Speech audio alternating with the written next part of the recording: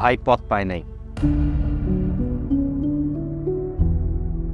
আমি পথ পাই নাই, তোরা ভালো করে দেখছস? ভাই ও সত্য কইতাছে ভাই, আপনি পথ পান নাই।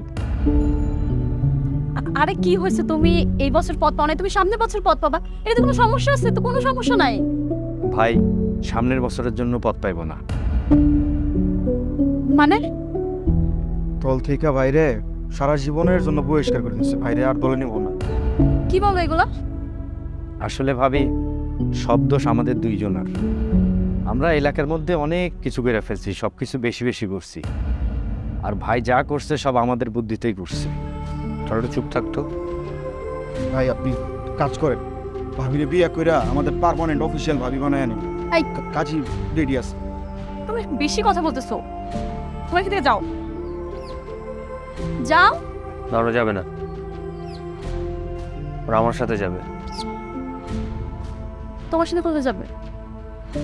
আমি রাজনীতি করবো না। তুমি কি বলতেছো এগুলা? Decision final. ভাই আপনি খুব ভালো একটা সিদ্ধান্ত নিয়েছেন, আমি খুব খুশি হয়েছি। আচ্ছা ওরা এখান থেকে যাও। না, ওরা কোথাও যাবে না, ওরা আমাদের সাথে যাবে। কোথায় যাবে কাজী অফিসে। মানে? অনেক হয়েছে রাজনীতি, এখন থেকে হবে শুধু সংসার নীতি। তুমি যা বলবে তাই হবে।